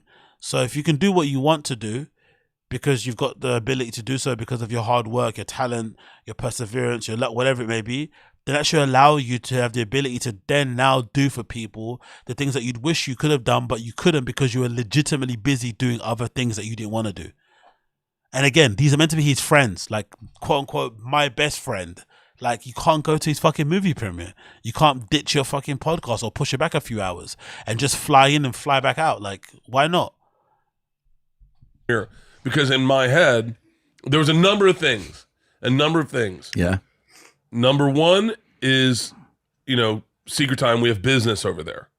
Like we have business over there. Like, and so I was like, I want to introduce you to everyone. I want to make sure you know everyone. I want everyone to, FaceTime with people. And number two, it's like I remember saying to someone, on a radio show, they're like, so is Tom coming? You're like, I go, I don't know. And they go, wait, what? And I said, what do you mean? And then I go, I don't know. I haven't heard from him. But to give it full story. And the funny thing about this is that regular working class people, regular civilians, as guys like to call us, or the fat lazy paws, like Tom likes to call us, we have way more time to do stuff for other people, even though we have a far busier schedule on a day-to-day basis. We're working sometimes more than 8 hours a day. We have families. You know, we have responsibilities outside of work we have to look after. Traveling distances between work and home take up your time. All these things that you have to do, and you still find a way to kind of be there for your friends when they need you. But these guys have the ability, the privilege, the luck, the gift, you know, and fortune of life to be able to kind of do what they want when they want, and they still make up excuses of why they can't do things for their friends. And that's completely normal until Bert goes and sits down with radio people who are just like regular people working the job, and they're like, hold on, your best friend that you do the show with, Two Bears One Cave, you're giggling with each other about fucking Kool-Aid, you're buying each other elaborate birthday gifts, your wives are clearly friends, like that guy who's you built a business together, like he's not coming to your movie premiere. It's like, huh? Story. Okay. Full story. I was in Europe, and this is not a good thing, but I was there for 40 days. That is, you tour like like a lunatic. And you tour like you're in World War II. I know, the tour is over. But one of the things was, I think I probably saw one of your early texts and was like, I got to try to make arrangements for this. Yeah. And then when I got home, I have a wife that's not thrilled that I've been gone for 40 days. My kids are young kids. They're not teenagers. They're young kids. And they're like, oh, you're the dad, right? Like it's not good. I'm saying, So when the idea of like, hey, do you want to come to this premiere in another state? It's not like you're down the street. Yeah. I was like, bringing it up. I was even like, hey, it's like, no, you just got home. So at first it really was just like, and I honestly, I got to tell you something. I've been curious what the breakdown of this was. Okay. I honestly I'm curious to know when I told you folded. That, the funny thing is, right, most likely, with all that in mind, I went on tour for 40 days in Europe. My wife didn't see me, missed my kids, blah, blah, blah. Most likely, somebody called him to do a quick set at the Comedy Store or the ISSA, or wherever they live, right? Joe Rogan's club, whatever, right? Just a quick little pop in. He would have done it. So the same time you could have used just to kind of go and see your friend at the movie premiere, few hours, is the same time you've done to do a comedy set, but that's fine. But then going to a premiere is a bit more difficult. Like these guys, like if it doesn't make money, it really doesn't make sense, innit? They don't leave their houses. It's fucking hilarious. When I told you that, I really thought, because I think people with parents with kids think this way. I thought you were just like, oh yeah, totally get it, no problem. Okay, hang on. So let me back it up. Let me back it up. Okay. When you said it to me the first time, I said, I really meant it. Totally get it. No worries. Yeah. Totally get it. No worries. And then I did press, 2 things of press, and it came up, and I was like, he's not coming. And both of them were like, what? What the fuck? What's happening? And I was like, I don't know. He just got off tour from Europe. He just got home, and they're like, he can't fly out for the day. And people would almost convince me that I should get heard about it. Well, I understand and so it built. Well, and then I said it at the dinner. No, they're not convincing you should get hurt. They're just surprised that your supposed best friend in the world can't make it to your movie premiere. It's not that difficult. With a bunch of people, and they're like, Tom's not coming? And I was like, meanwhile, as you're saying that, I am really just like, we talked about it, and you're like, no worries, and I take it at that. I was good, and then it started building, and then Leanne found out. And texted, fucking lost her shit. She big up Leanne. Honestly, she sounds like an absolute saint. I enjoy her when she comes on in the pod sometimes. The interactions that she has with Bert sometimes are actually kind of wholesome, and she actually seems like a normal human being, which is really rare within that whole Jerry Extended Universe, LA podcast, adjacent people, whatever. She actually seems like a regular, normal human being, which makes it actually all the more surprised that she ended up with Bert. Obviously, we know why they're together and it kind of works and whatever, relationship, blah, blah, blah. He makes money. They're obviously in love, blah, blah. But as a human, they just seem so opposite, like clearly. But she legitimately is a saint. And I loved when she fucking called out Ari Shafir for the dosing. And to this day, she hasn't forgiven him about it. He's not allowed around the house. He's kind of, he's banned from ever stepping foot in the Bert Kreischer fucking family home. His kids, his daughters fucking hate Ari because of the mum. Like, I love that she reacted to the whole dosing thing like a normal human would have and didn't just take it as like a really edgy, funny joke. She's just like, no, how dare you come into my house and basically drug my husband behind his back, knowing all his fucking pre-existing health issues and the fact that he's a functioning alcoholic. Why would you do that? Like, she didn't like it in the slightest, in a way that Ari tried to make it a joke and tried to make light of it. She was not having it. Like, so I like that she also called out Tom Segura in this regard. Like, you guys are best friends, you guys are family, you're not coming to the fucking premiere. Get your act together. Lost her shit. And I said, hey, she goes, is Tom coming? And I said, no, he's not going to make it. He just got home from Europe. She was like, are you being serious? And I was like, I wouldn't joke about it. I have no reason to joke about it. And I really was genuinely, like, I was good with it. And then Leanne sent you a text. She sent me a text. You and Christina a text. Together. And did not include me on it and did not tell me about it. And she goes, are you guys really not coming to the premiere? And I was like, I mean, I thought we had, this was, worked out. I was like, and so now, mind you, I've had 3 builds up, so people like getting in my head. So here's the thing. And then Leanne sends the text, and then you text me, keep going, the text was even worse. She goes, are you really not coming? We're like, well. No, she's saying it to the two of us, by the way. Hang on, let's be very clear. You guys didn't reply. Because she said, I never got a reply from them. We replied. No, maybe privately to her. To her. Really? Yes. Okay. We replied to that text. Christina took, Christina was like, hey, he just got home. He's been gone for this long period of time. We don't, for us to leave. Can you imagine what it's like talking to Bert in real life? Because it's giving me a bit of a headache. I'm going to watch it a few more minutes and we're going to end it. But can you imagine what it's like talking to him in real life? Like, you're trying to get through a story, like you're trying to recount a story that includes loads of little bits that you may have forgotten along the way to try and make it interesting and funny. And then he kind of just like jumps in and interrupts and tries to fill in the gaps for you and tries to say his bit. It's like a constant fight. Like, he's the kind of guy where you feel like if you were speaking to him in a real life or in a conversation, you feel like I feel some of you guys have had this before, where you have friends where you feel like you have to kind of rush what you have to say so that they don't interrupt you. You have to kind of either condense it or just rush it out. Like, you know what I mean? You have to either kind of cut all the fat out of it to just say it quickly, or just rush through the entire long story with no gaps so they don't kind of jump in. Because the moment you have a pause or like, you know what I mean? Like, they just jump in. And sometimes they won't ever kind of give you an opportunity to get back in again. Like, fucking hell. It's just, it kind of tires you in your brain because you're trying to remember what you're saying. You're trying to remember the kind of thread of the conversation. You're trying to remember details of the story. And you're also trying to preempt this guy from interrupting you again and again and again. God damn it. Eve, for like with the two of us, we have to have somebody come watch the kids. Yeah. We don't have somebody live in that, that does. So it's like, it's a whole thing.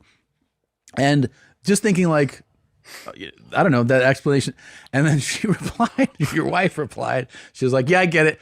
Still, it really is a fucking bummer that you're not able to be here. And it's a huge night for Bert and all this stuff. And I felt bad in that moment. No, I did not. I was not a part of this. As she should, mate. As she should. Well done to Leanne Crasher for making these guys feel bad for not attending the thing. Obviously, eventually they did attend it. I'm not going to tire you with the whole entire thing. But the funny thing, like I said before, just double checking this stuff and going over a few of these clips, is that it looked like Tom might have been the only comedian from that crew that was actually there. Don't you find that weird? Like, all these kind of alleged friendships they have, close community, brothers, what did Brendan call it? The comedy rat pack, all this nonsense. One of them has like a fucking movie made, an actual movie, a legit movie, Hollywood premiere in cinemas. I guess it didn't do well in the box office regardless, but he made an actual movie and they don't go. Hey, yo, big up John Valdez. I appreciate Super Chat. Leanne's amazing. She personally cash-apped me a refund for one of Bert's shows I couldn't make it to, because my special needs son had a meltdown. Wow. Big up Jared Merrick. Thank you for being a TS. TAD supporter in general. Appreciate you, brother. Thank you. What? John Valdez, that's fucking amazing. Leanne's amazing. She personally cashed out me a refund for one of Bert's shows. I couldn't make it because my special needs son had a meltdown. That is a legitimately lovely person. I've always been a fan of Leanne. She always comes across amazing. Same with what's her face? I forgot her name. Bill Burr's wife. There's a few of these wives in the scene where you think they're the reasons why the guys are successful. Like they hold it down back home, and they also seem to be like actually nice people, like legitimately decent people. So it's no surprise that these guys are like successful as well as they are. And they're kind of like they don't get the support and love or the recognition that they should, but they definitely, contribute a huge part to these guys' success. But that sounds like a Leanne Crasher thing to do, to be fair. So big up Leanne Crasher, absolute G. And big up you guys all for super chatting and the membership. I appreciate you. But going back to this little video, this is Tom Segura's video about finally going to fucking Bert Kreischer's premiere. And it's obviously a funny video or whatever. But one thing that was quite striking seeing the clip was that it seemed like Tom was the only LA Bert Kreischer friend in the comedy scene that actually went.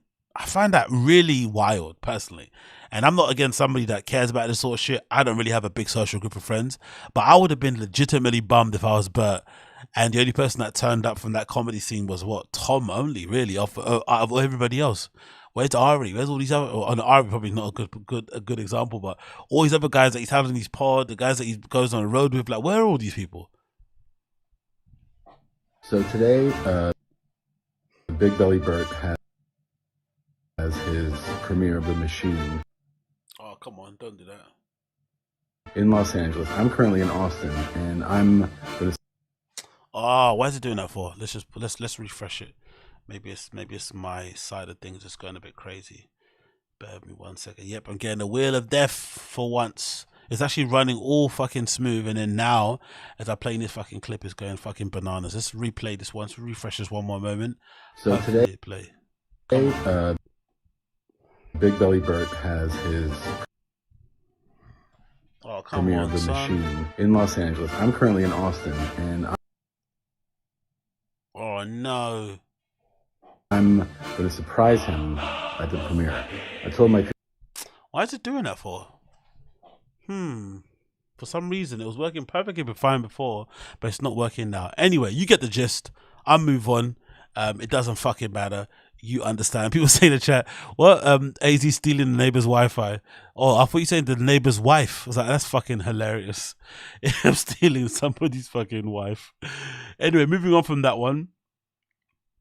This clip is fucking wild. I've said it already before, and I'm going to stick with it personally. This is my stick with it point. I'm at the stage now where I don't care, right? I don't care about Bert Kreischer's alleged functioning alcohol. Oh yeah, big up John Valdez. Appreciate for your $2 super chat. Wow. He only went so he could use it for content. Yeah, basically. Yeah, basically, he made it worthwhile, right? If you're gonna go, because he obviously wasn't paid a fee to attend. So if you go, make the content and then monetize it. You gotta love LA podcasting, seeing people, man. Only talk to somebody if it's in front of a microphone and in front of a camera. Only go to somebody's event or go and support them if you can bring along with you, make a whole entire vlog thing that you can then, use as a bit of promo and whatever to push your dates and shit. I fucking love that, to be fair. I love how brazen it is. I'm not going to lie. I love how brazen and how unapologetic that whole shit is, weirdly enough.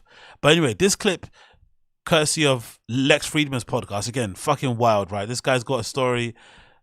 Some people say a fake story about his time in Russia during his college days, and now he somehow ends up on a Lex Friedman podcast talking about himself again, which is wild because you'd imagine someone like him probably only needs one Lex Friedman appearance. How much more can you talk about yourself and what you do as a stand-up on Lex Friedman than more than one time? But who knows?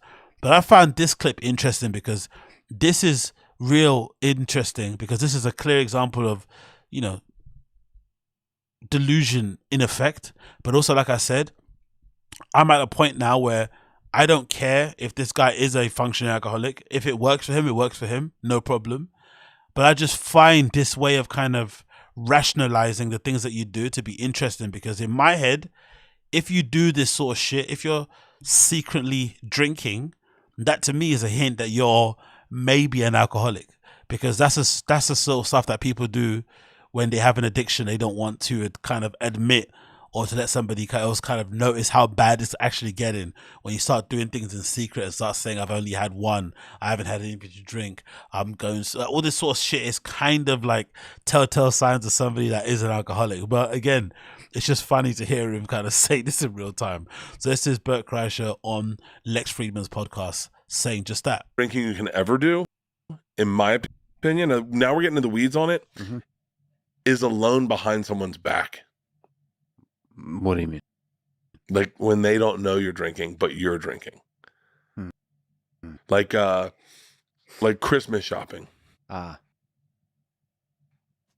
And your wife says, all right, let's all split up. And you go, cool. And it's like 11 o'clock on a Sunday. And they just opened that bar by the elevator in the Beverly Center. And you just sneak over and you go, hey man, can I get a double Jack on the Rocks for Rots? And they're like, sure. And you just have it and you just go, let's just, and then you're off. And then you're like, yeah. And then you just little sneak it. And then you're buzzed and nobody knows. And then your wife's like, wait, have you been drinking? You're like, yeah, I'm drinking by myself in a fucking mall. Yeah. On Christmas. How sad do you think I am? And then you go, yeah, I am. So, apologies for the pauses, and that face is fucking maniacal, but that sounds like an addiction, don't you think? That sounds like alcoholism to me. That sounds like being a legit alcoholic, where you're fucking sneaking drinks, where you're drinking, boozing, getting tipsy whilst you're out doing Christmas shopping. Just regularly doing your regular Christmas shopping, and somehow there's a need to get drunk in that moment. That for me is what you'd classify as like bona fide alcoholic shit.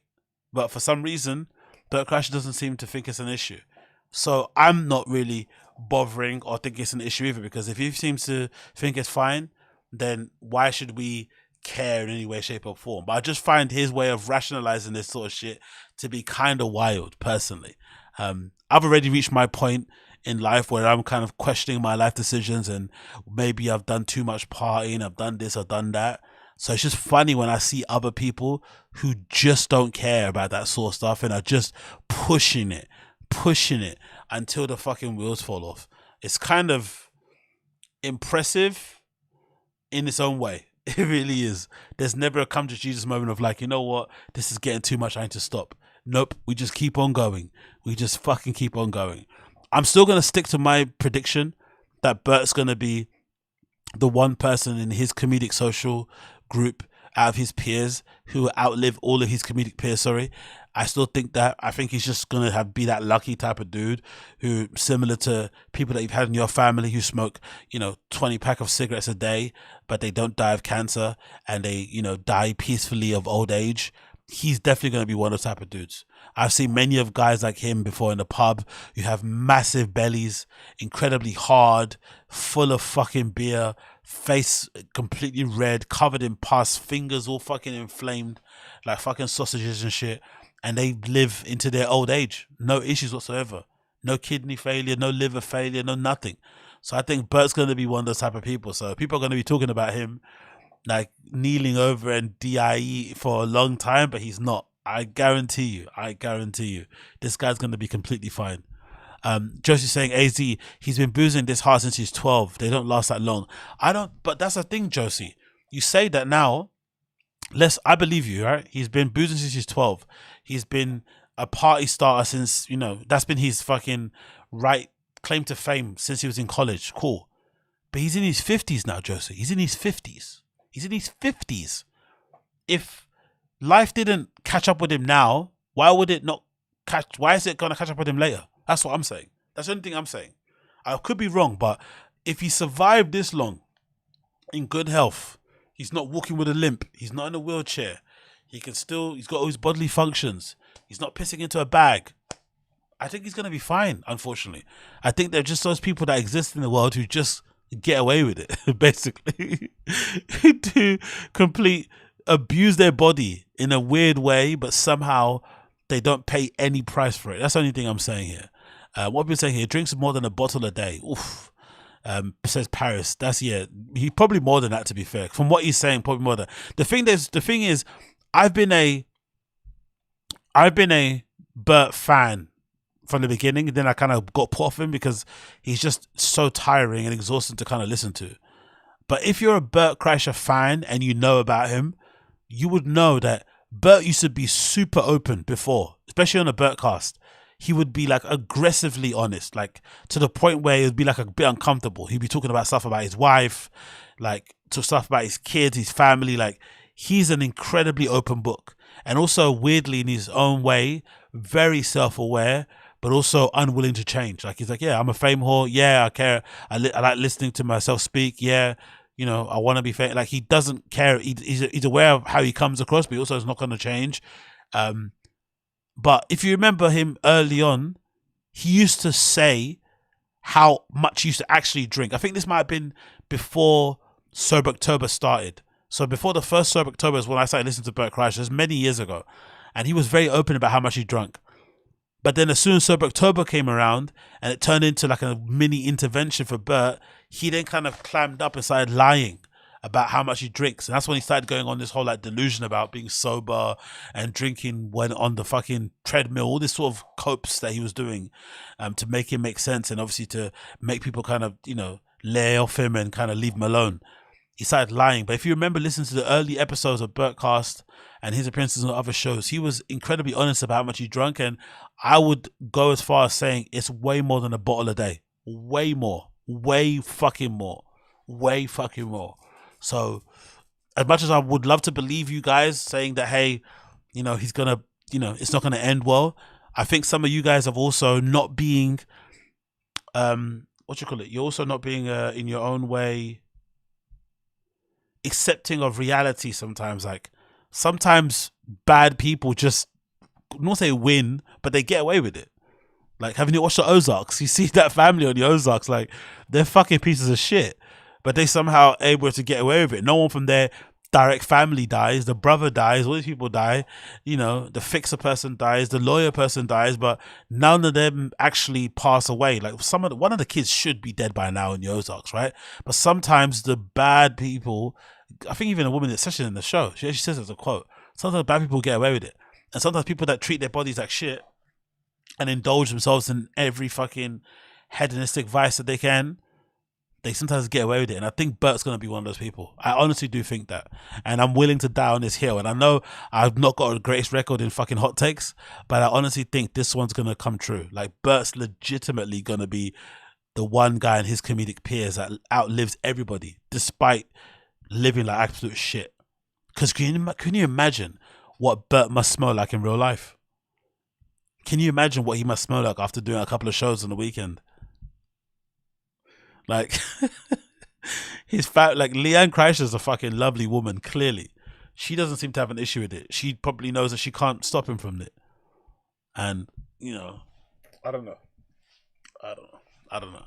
I think he's gonna be. I think he's gonna outlive everybody. Just you watch, guys. If it doesn't happen, cool. Please forgive me. I'm gonna take screenshot of this stuff, but I think I'm right. I legit think I'm right. I think he's gonna outlive fucking everybody, and you guys are gonna be shocked and surprised when that does happen. Shocked and fucking surprised. Let me get rid of some of these fucking windows here. Let's continue. Oh yeah, let's talk about this. So it's now obviously somewhat confirmed now. Oh no, what we're saying here. Sorry, let me quickly go to chat. It'd be hilarious if Bert outlives that Bryan Johnson guy. Yeah, he probably will. Uche, it's a good example. But let me put this to you guys this way. I think Bert's going to outlive Joe Rogan. Joe Rogan's not the best example because Joe Rogan does a lot of gear. But I think Joe Rogan clearly likes to look after himself, spends time in the gym, is somebody that tries to take care of himself. And I think Bert is going to outlive Joe. That's how concrete I am in this. Bert Kreischer will outlive Joe Rogan. Z says, I remember that one job I could smell alcohol from drunks while standing behind glass. Everyone knows, but they entertain the resolution. Yeah, exactly. Exactly, Z. Exactly. Bert got a Hollywood movie and is in his country. That means he want to be a Hollywood party, and we all know what that must be done. Hollywood party. Yep, exactly. Top choice Rolls Royce. Crash says, did you watch Bert's movie? No, I didn't watch Bert's movie just yet, but when I do get a chance, I will. Bad take, A's. Just put a bag on Bert's head. Fucking hell. I find it interesting also. Like, I think Bert's really interesting to view from the outside looking in, because the amount of people that he actually discussed with his mere presence is funny compared to the people that love him. Don't you find that funny also? Like, Bert clearly is somebody that's like easy not to like because of what he looks like, how he carries himself, the drinking, the laugh, the t-shirt, you know, the performing without a shirt thing. Like, it's easy not to like him. But he also has fans that ride or die for him, like that fucking love him. So much so that he's one of the biggest comics in fucking America, if not the world. He tours theaters, stadiums and shit. Like, I find that fucking fascinating. Like, that's one of the funniest parts about Bert. Anyway, moving on from that. Brendan Schaub's London shows are officially cancelled. I got the email earlier today, and also checking ticketmaster.co.uk, the London show is officially off. And the only show now that's still standing of the 4 shows is Glasgow, Scotland. That's the only one that's currently available on the 17th. But the rest of the shows, starting with Belfast on the 25th, starting with then following that, the 22nd, London, which I was meant to go to, and then the 25th have all been cancelled. The only one standing that you can allegedly find tickets for is Glasgow. The only one standing. But I'm sure if I click on the actual link for Glasgow, let's see what it happens. I'm sure on the other page it may not actually let you buy a ticket. But all the other dates have so far been cancelled for Brendan's Euro/UK tour that he was meant to go on, and we haven't had any kind of clarification as to why that is the case. It's just kind of been, you know, it's cancelled and it's kind of over, and that's it really, which is kind of wild. But if you scan through this thing, it just shows you that all the tickets are available. I'm not too sure if that means they're all available, but it does show that they're all kind of available. You can click and kind of, you know, select where you want to sit anywhere really on this map, and it's not really an issue. It looks like it's not like they're telling you, oh, you can only sit in this section. No, it looks like all sections are available if you scan it. But let's see if it happens if you zoom in here. Nothing really. Okay, cool. 0. Nothing changes here, but I'm sure most likely the Scotland date is also cancelled here in Glasgow. But yeah, one absolute crazy whirlwind time has been. This definitely solidifies for me that the TFATK subreddit guys, they know exactly what they're talking about. And unfortunately for Brendan, even though he probably hates it, those dudes and those gals over there know him way more better than he probably knows himself. A lot of these guys are checked back on posts from like 3 months ago, or like a couple of months ago, maybe a little further than that. One specific person said like he expects 80% of the dates to like get swept under the rug, and most likely he's going to try and use his kids and his family as an excuse about why the shows got cancelled. And the exact thing happened. That is absolutely marvelous. That would happen, right? They predicted it like to its absolute entirety. And the funny thing about it is that I stumbled across this post that features the advert. Do you guys remember the advert for the Euro tour? This is the advert that he put out in terms of kind of promoting the dates of him going to London and shit. And this has been douched into memory also. But God almighty, mate, this brings a fucking tear to my eye. These shows are no more. Look at this little advert for the Euro tour. Sponsored advert, by the way. You know I had to do it big. Like my women, like my checks, so make sure that it's there. Keep it real and make them stand out like comedian. Standing ovation, they want me to do it again. I guess that depends. On my way up, you know I came to. Look at the dates. There was way more dates. There was even a Manchester date. There was a Cardiff date. Oh my God. So originally, it was 6 dates actually. Now I know we've all seen the 4, which is Belfast, Glasgow, London, and Dublin. But originally, there was also Manchester and Cardiff included. He was meant to go to the middle of the country and also Wales. He was actually gonna go. It was actually 6 dates, but it got shrunk down to 4. Then it got completely cancelled. Holy shit.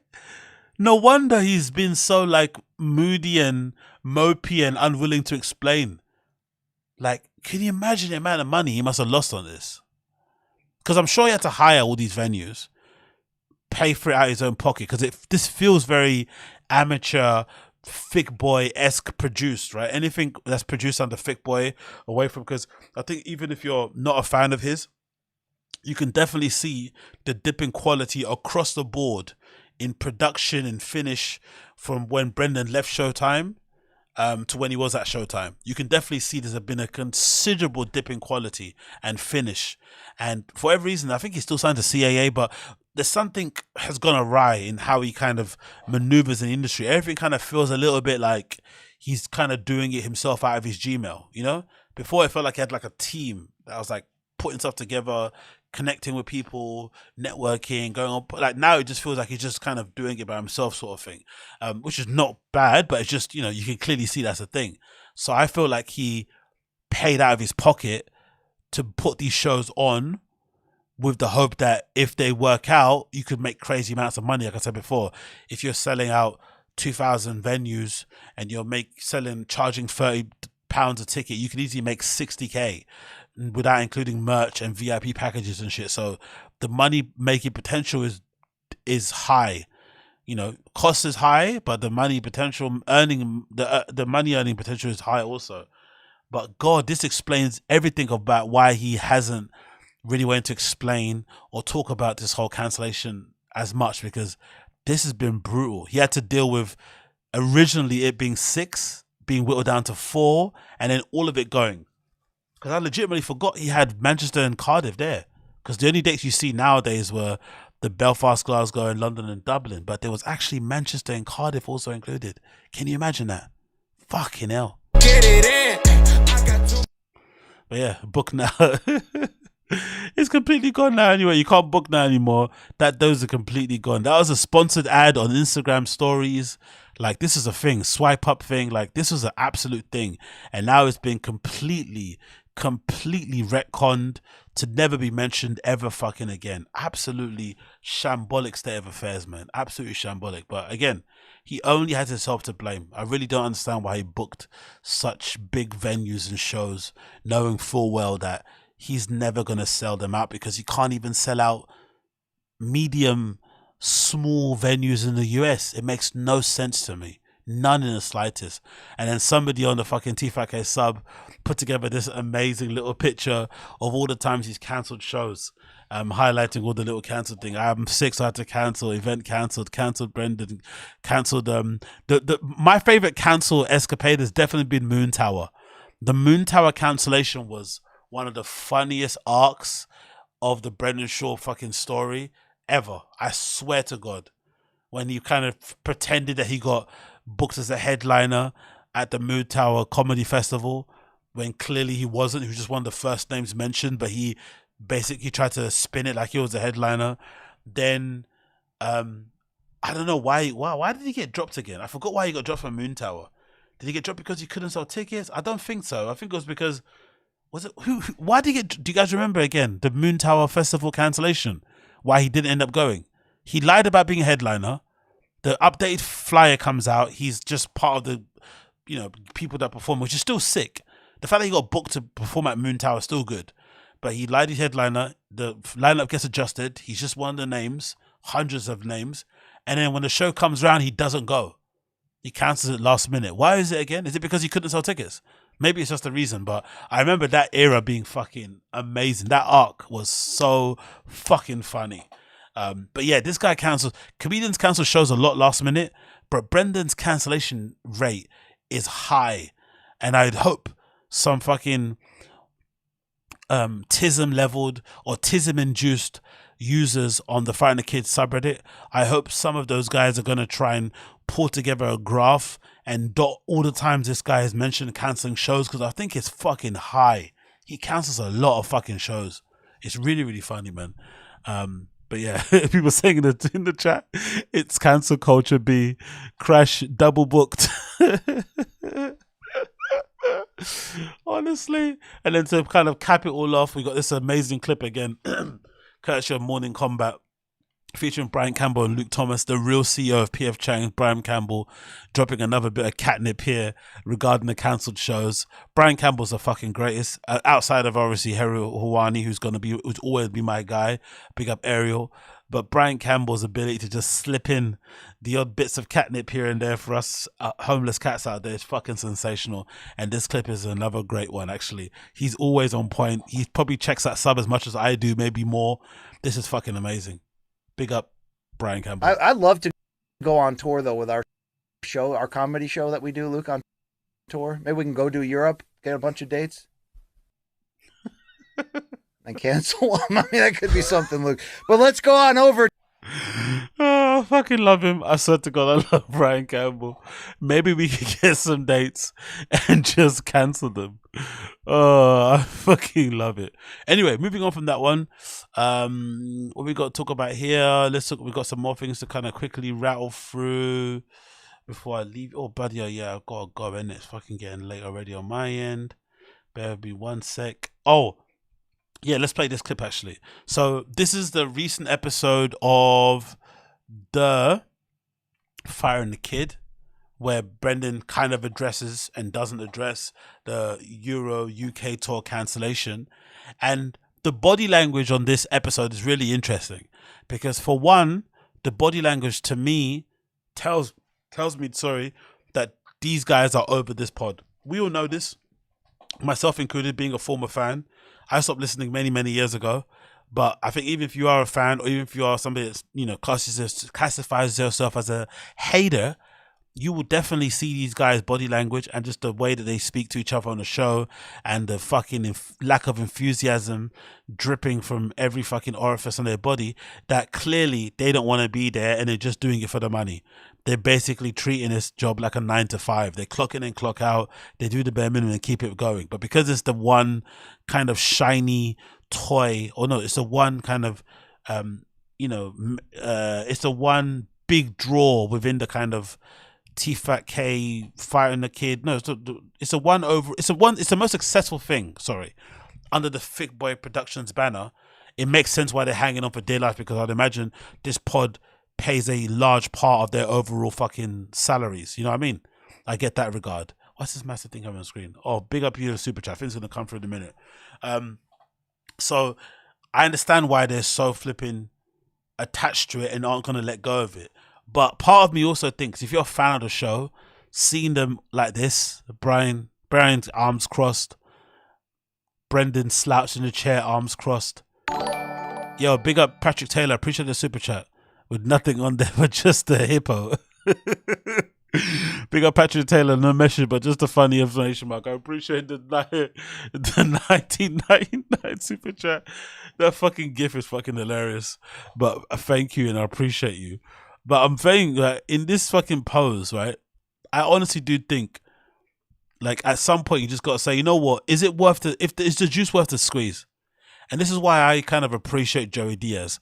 I mentioned it previously on my last episode of the live stream, that how Unique covered that recently Joey Diaz mentioned that he's basically cancelling and finishing his fucking show and not doing his podcast anymore, Uncle Joey's Joint. And I mentioned how kind of, you know, how pissed I was and upset I was, because I'm a fan of Joey Diaz, to see him end it. But I also kind of respected the fact that he did decide to just kind of gracefully bow out and be like, hey, the podcast bubble has burst. It's not what it once was.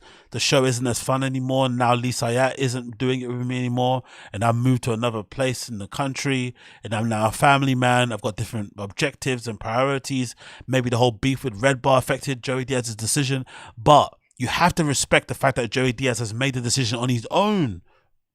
on his own to step away and not constantly keep chasing the flame, not constantly keep chasing the dragon or hanging on for dear life. He decided himself. I think it's somewhat admirable. It's something quite, to be like, you know what, respect. Whereas these guys are just still clocking. We're still clocking into this fucking dying pod that clearly has gone, has seen better days just because it makes some money. But the quality of the show is fucking terrible. So who is entertaining, I don't really know. But the body language is fucking interesting. Like, this is just, they're so over it. Really over it. But the funniest part about it is how Brendan mentions the shows and stuff. And, the end of the show where they plug their dates. He's clearly somewhat defeated. But again, just explaining it and kind of speaking about it openly, let's just kind of pretend like everything's cool and we're going to spend summer with the kiddos. So this is kind of his explanation as to why the UK tour has been cancelled at the end of the recent episode of TFATK. They're fast. They're fast. We can set that up. That's fast. Is that it, Chin? That's it.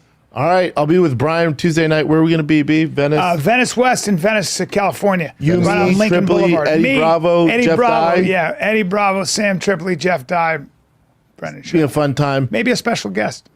Next, I'll be doing sets around LA. We have a fight companion this Saturday, 7 p.m. live on Thick Boy YouTube for UFC 289. The Schmo, Callen, and Taking a long break, bub. Pauly Shore. Taking a long break. Yes, I'm chilling this summer with the kiddos. Nice. I love how that exchange was amazing. There's so many bits to break down. Number one, the big special guest for fucking this fight companion is fucking Bryan Callen, which is, big guest, whatever. But still, to be fair, I've always been a person that said, I don't understand why Bryan doesn't do the fight companion more often. The fight companion that Brendan does now is pales in comparison to the heady days of what the fight companion was when Rogan used to do it. But the magic of that fight companion on JRE was that it was a set group of guys who were all friends, right? Eddie Bravo, Joe Rogan, Bryan Callen, Brendan Schaub. At the time, were all close friends. They all got along. They were happy to see each other during the fight cards, shoot the shit. And most of the times you'd watch that stream because they weren't paying attention to the actual fight cards. It's actually funnier to hear them speak, get fucked up, get drunk, get high, and enjoy each other's company.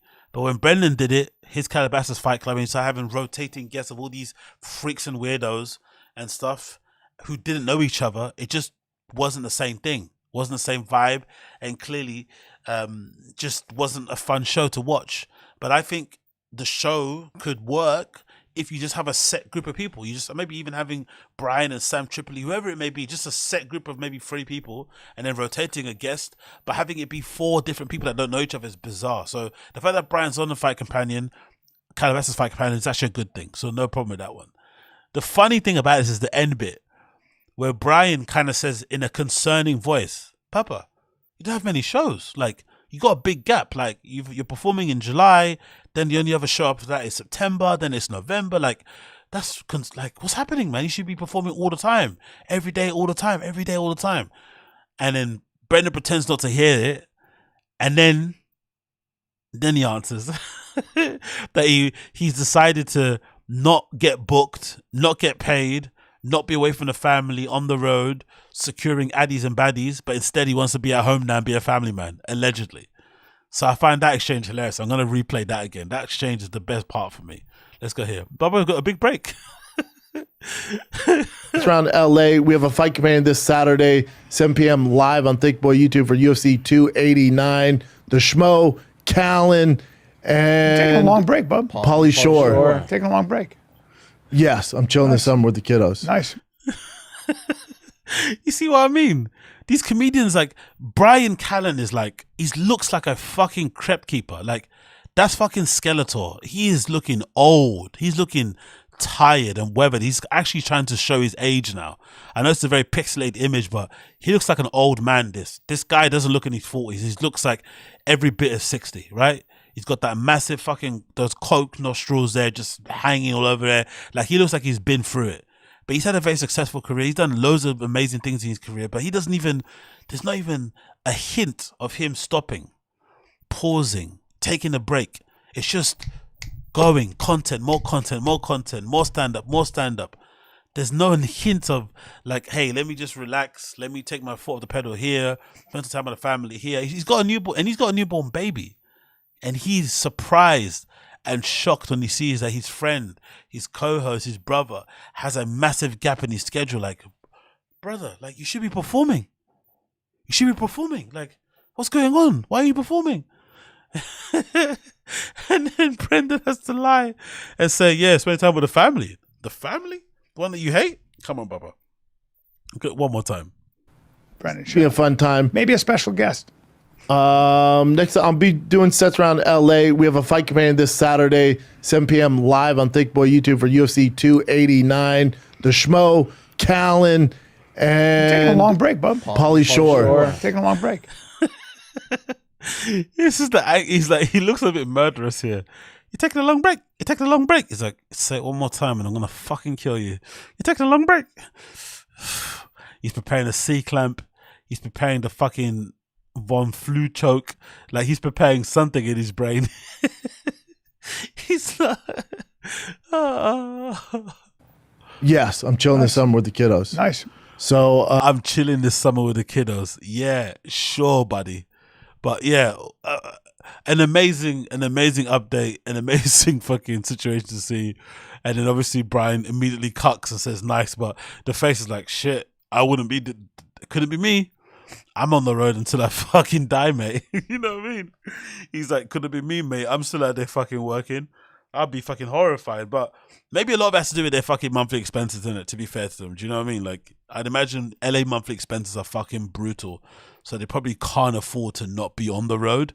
But I find the fucking surprise and shock from Bryan that he's got a gap in his schedule and that he's actually going to spend time at home is like really interesting. And says everything about these guys' careers and stuff. I find that bizarre. I just find also interesting people that just keep aggressively downvoting this fucking disliking the shows. It's quite funny. Like, these things have been disabled. I only can see it because I've got the plug-in on my thing, but most people can't see you disliking videos anyway. But I find it funny there's still a group of people out there that still like go out their way to dislike episodes of The Foreigner Kid. Honestly, some people are fucking mean. It just won't leave them alone. They're just still gonna just like smash the dislike just to kind of keep it honest. It's fucking brutal. But yeah, you know, spending summertime with the kiddos. That's why we're not getting a London show. That's why all these shows are cancelled. Spending summer time with the fucking kiddos. That's why all these 4 shows are cancelled. Originally it was 6, now it's 4. Because he wants to spend summer with the kiddos, allegedly, right? Allegedly spending time with the fucking kiddos. I fucking love it, man. The kiddos excuse is fucking one of the most brilliant excuses I've heard in the history of mankind. I swear to God. And then, of course, you have to mention this one. This is fucking a legendary clip. Big up fucking Theo Vaughn, the absolute gangster, appeared on GRE recently, which I've got to listen to. I haven't listened to it yet, and dropped an absolute banger and, you know, a couple of fucking stray shots over at fucking Crystalia. I think, oddly enough, Theo's been one of the people, I think, within that group of guys who I think has struggled the most with Crystalia's cancellation and the allegations around him, because of the demands it put on him. Because, you know, I don't think Theo likes it when people kind of ask him to comment on things and kind of push him and try and get him into like talk about counterculture shit. He gets really uncomfortable because, you know, he's just a funny dude and he likes to say ridiculous shit. He just doesn't want people to kind of ever take him too seriously. So when Crystalia got cancelled, I felt like a lot of his fans, just people overall, just kind of pressuring him to kind of say stuff, and he didn't know what to say, right? So now I like that his approach to kind of addressing it is just always fucking joking about this shit, like, and fucking making really funny jokes. Because I think Theo, this is my theory. It's my theory again, rubbish theory, but it's my theory. I think because Theo is from a real place in America, somewhere in the South, not sure particularly where, but I also believe that he's been brought up and seen real people. So I feel like Theo's radar for like freaks and weirdo is pretty high. He's got a good radar for spotting a freak and weirdo. So I think a part of him probably always knew that Chris was involved in the dark arts for real. A part of him always kind of looked at Chris and thought, there's something not quite right about this guy. So when the news did come out about him, right, Chris the diddler, Chris the pedo, right, he suddenly was like, oh, it all made sense. But he obviously gave him the benefit of the doubt. At one time, they were kind of cool. They had a couple of really good episodes on his pod. They kind of had good actual comedic banter on his show. But ultimately, I felt like Theo always kind of knew he was a bit of a wrong'un. So now the way that he responds to it, it's just to be funny. And I felt this little bit of catnip that he dropped and these, you know, this little subtle drone strike on the JRE recent episode was absolutely sublime. Because he kind of like crowbarred that one in. You could see the wheels in his head turning as the setup was coming. Like he really did it. And Joe, for once, didn't like say, why would you say that? Like he actually laughed and actually contributed to it as well and actually added to the joke. That was actually quite funny. So big up Joe Rogan for understanding jokes now. It's fucking hilarious. I like him when he's like this, when he's silly. Like a 20-year-old adult or like a 30-year-old adult? It gets exponentially creepier. Right? And like if you just graduated and you're 18 and your girlfriend is 17, that shit is completely normal. Yeah. You know? But if you're 19 and she's 17, people start to look a little sideways. That extra 12 months makes a big difference. If you're 20 and she's 17, people will get very upset with you. Even in places where it's legal, where it is legal in a few places, which is kind of weird. Yeah, and if you are 35 and she's 17, you can't be a comedian anymore. I'll tell you that. Are you sure? I don't know. Who knows? I mean, who knows, bro? Who knows? I don't know. But it's weird, like what's legal versus. Oh, I fucking love it. For once, are you sure? Big up, Joe. That was fucking amazing. Amazing. If you're 35, you can't be a comedian. I find that fucking incredible. That was a good joke. That was fucking brilliant, man. Honestly, brilliant. And, you know, that's one of the things, like, if Chris never ever gets convicted criminally for, you know, for the alleged crimes that he may have committed, I hope for some victims it is good enough. One of the things that he has to kind of suffer for the rest of his life is the fact that people are always going to laugh at him and always going to mock him, you know, for what he is allegedly may have done. It's not going to, you know, count for much, to be fair, but the fact that this is going to be a smudge that he's never going to be able to fucking clean, a cloud he's never going to be able to shake off, is something that I feel like should be somewhat celebrated in his own way. But yeah, I found that joke fucking hilarious, man. I legitimately found it fucking hilarious. You're a comedian. Oh, fucking. You can't be a comedian if you're a diddler. It's fucking brilliant, man. I still have a somewhat edgy hot take in that I feel like cancel culture should just be like, you know, you should try to get someone. Try if you want to get someone cancelled, but if their fans don't care, you shouldn't keep trying to convince their fans to cancel the person, you know? Because I think Chris is a good example of it. His fans don't give a fuck. So this whole campaign that people have in terms of like educating the fans and attacking them on the comments and telling them, hey, how can you support them? I think that's a bit lame. I think if the fans don't mind supporting him, let them support him. If all the institutions, the platforms, deplatform him and stuff, cool. But if the fans don't mind, then what can you do? It's a bit sick. It's a bit gross. Can make you feel a bit uneasy, but you know, they're all adults at the end of the day, and if they don't have a problem with it, then it's hard why anybody else should, really. Outside of the victims, of course. But hey, what do I know? What do I know? Yeah, Zaki Supercello is right here in the comments. Cancel culture is corporate culture. Actually, it's actually corporate cancel culture. Triple C's, actually. Corporate cancel culture. It doesn't actually work in the real world, because the real world people don't seem to give a fuck. Because my other hot take on that is mostly because, and I've seen it myself, most adults don't really have hobbies or don't really have things to do. And there's a real dearth in quality of like good programming to watch and shit. So if you've grown accustomed to liking a particular person, content creator, podcaster who entertains you for free for like 6 hours, 3 hours a week, you know, it's hard to let go of that block of time that they are entertaining you per week, because what are you going to fill it with? You know, you just kind of learn to kind of like compartmentalize. Okay, cool. I put that pedo shit to one side. I just focus on the fucking congratulations pod. You know, I can kind of get the logic behind it, because if you listen to his pod all the time and you listen to him with his brother, you watch his fucking YouTube vlogs, and that's what you kind of, you know, your main consumption of content is during a week, it's hard to justify like just dumping it, you know. For what? What are you going to replace it with? It's selfishly, even if it's heinous crimes that you're dumping it for, like, what are you going to replace it with selfishly? There's not a lot out there that's good. Like, you know, AI is taking over fucking the writers' room in Hollywood for a good reason, because most writers are fucking garbage at their jobs, and they can easily be replaced by fucking prompts in, you know, artificial intelligence. So there's not a lot of good shit out there. So if you do find good shit you resonate with, I understand why you stick with it, even if the person's a fucking pedo, a rapist, a creep, an abuser.